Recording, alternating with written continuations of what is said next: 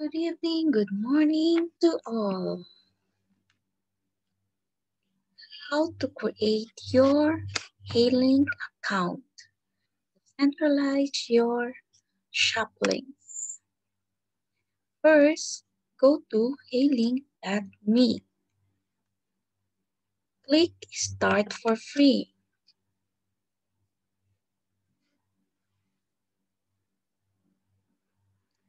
Register using your email address or Google account. So, let's say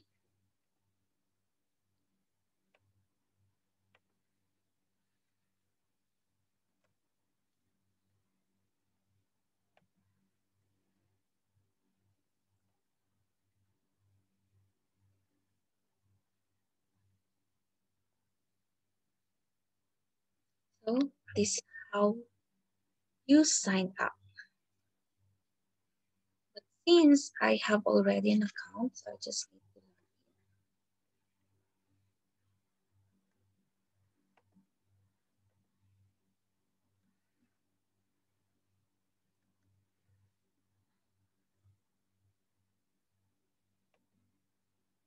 in. Once you register, you will receive an email notification. So just confirm your email to start.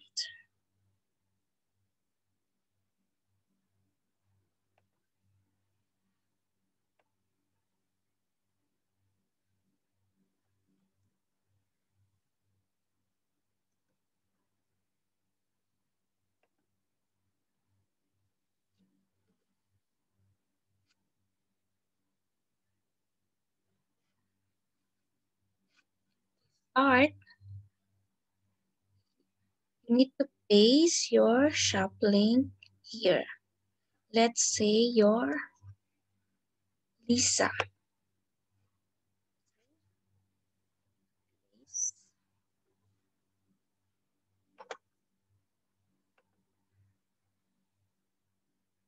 Click add.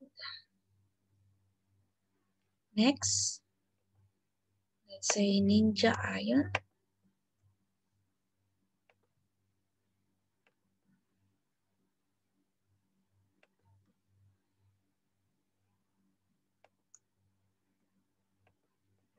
GC Worldwide, which is your Show My King. Okay. Then, add photo. Para maging presentable po siya.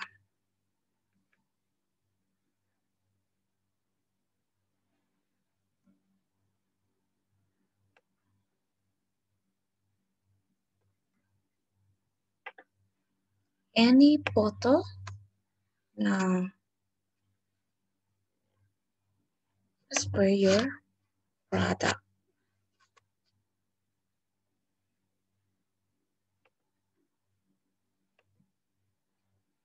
Sample lang naman to, so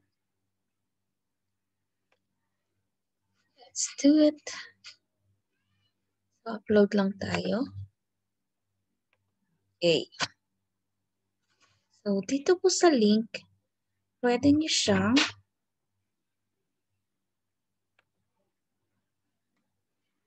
i-design. Lagyan ng effect.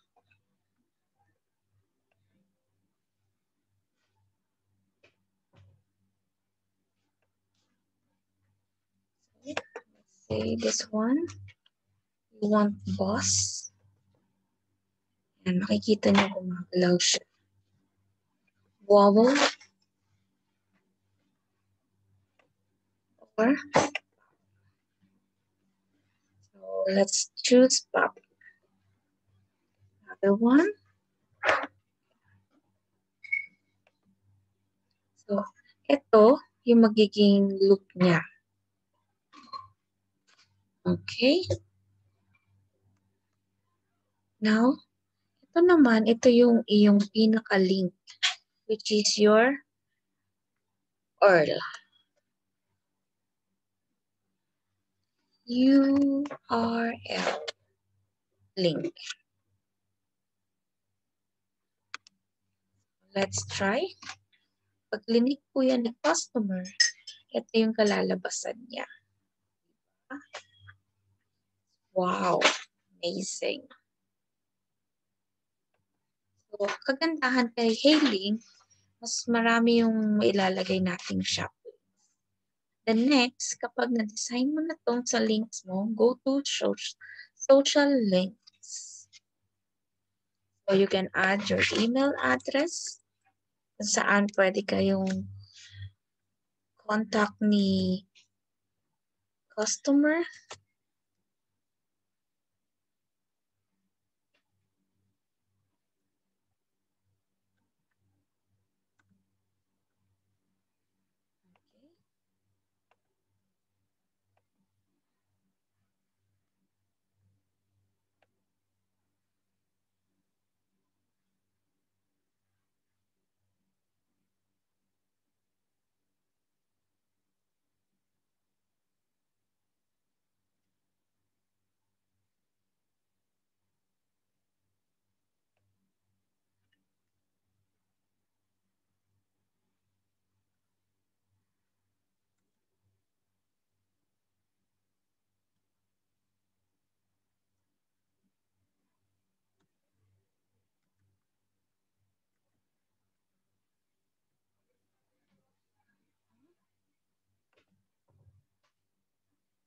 So, nung nilagay niyo po yung email address, automatic nagkaroon siya ng button ng send message. Same thing sa Facebook.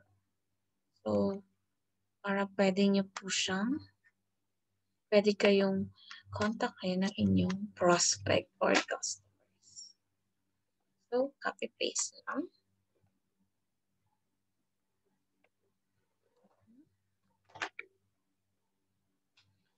There you go.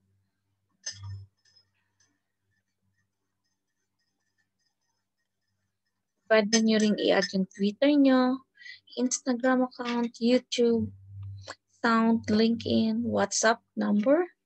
So let's say you can put your number here.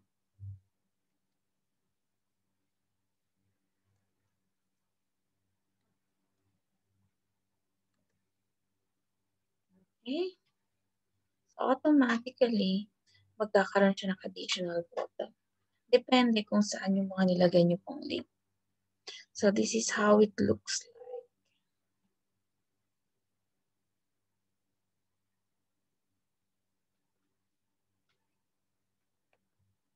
So, pwede rin siyang icons, mini icons.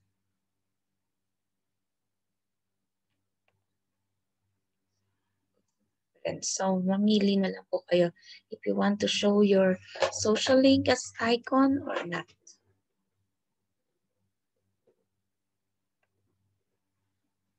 So, next to it, pag nalagay nyo ng lahat, go to appearance.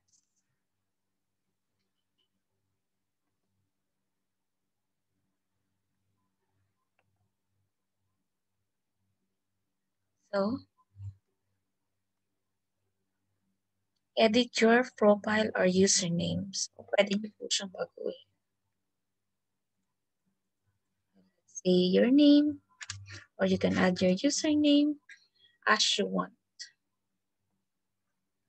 And next to it, upload your photo.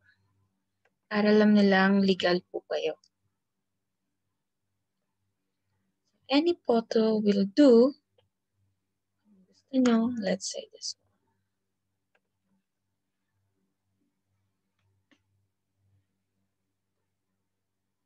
So your name, your profile title. Pwede nyo rin siyang edit. Okay. Custom avatar. You can change the color. This one, the background color. Let's say blue, purple, any. As you wish. Use your favorite colors. And you can also customize it, but you need to upgrade your account.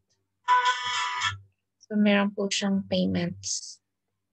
And you can change also yung design ng button. Choose.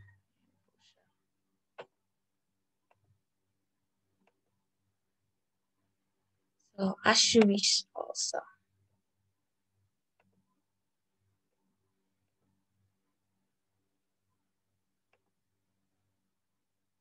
Okay.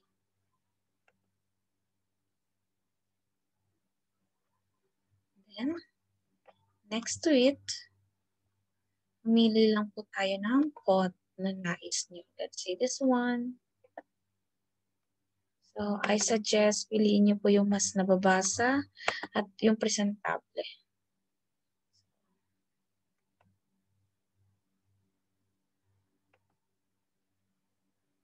So, let's say this one. And then you can hide healinglogo.me or no. So, depende po siya.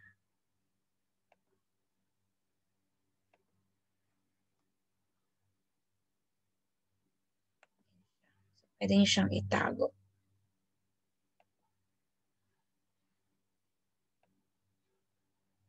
And once done, set up nyo na yung inyong appearance, go to settings. And custom meta or your SEO. Ito yung para magiging name ng healing nyo. So, let's say, guys ko itong ipangalan sa page ko.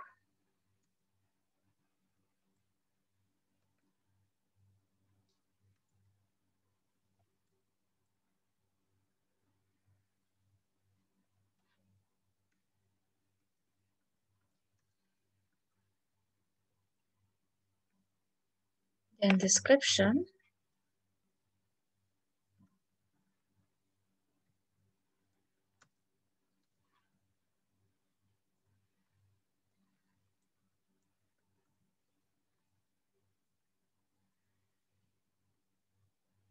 Yun lang po yan. Okay, so yan siya. Just a description. You can add pixel, Facebook pixel. So pwede nyo siyang ilink sa Facebook. Though, you need to upgrade. So, that's it. Tapos na po ang inyong Healink account. So, let's try. So, magiging look niya. Ito yung current URL nyo. So, once you click it, okay.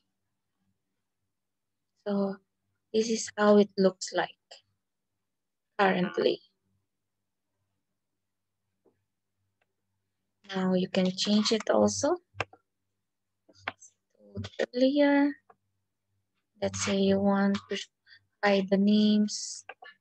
So, just one. So, click it again. So, this is how it looks like.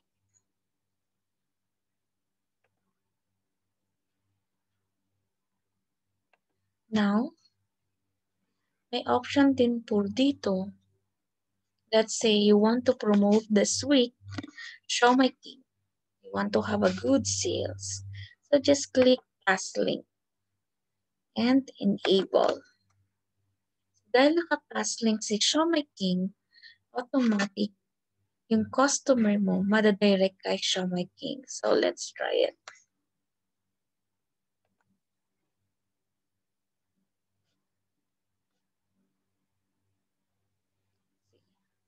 Ito po yung shop links nyo ng Show My King. This is how pass link work. Now, kung ayaw nyo naman, just enable the pass link. Para lahat ng shop links nyo makikita ni customer.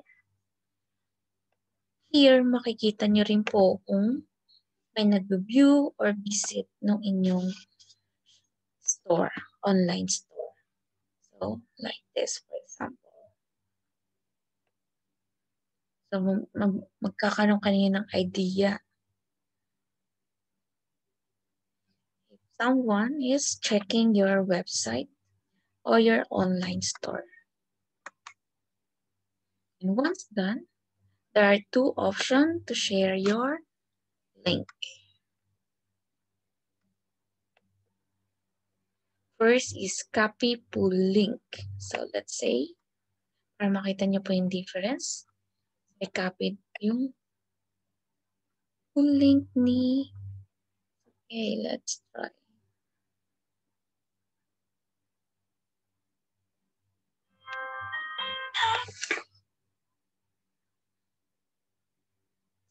This one, if you're using your full URL, makikita niya mismo yung full. So which means this is good for your customer. Hindi nila iisipin na virus yung link nyo. While, let's see the other one. The short one. Copy. Let's paste it.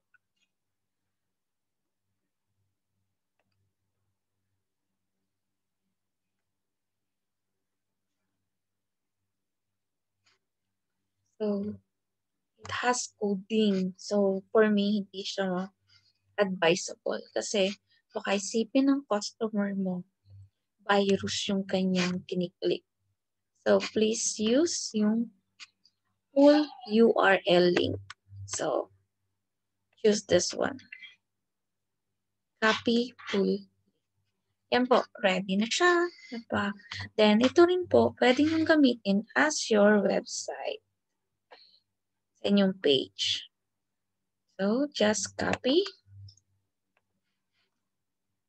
Then, go to your Facebook.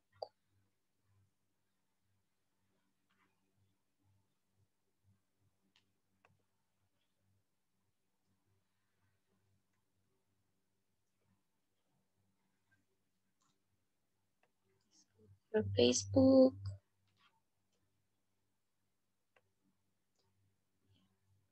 Ito po siya, yung sample. So, once si customer, click niya yan, automatically, direct siya sa inyo. Shop links. So, pwede na po siyang mamili. So, meron ka ng automatic na one-stop store. Yan lang po, di ba? Madali lang. So, for any questions, feel free to ask. Thank you.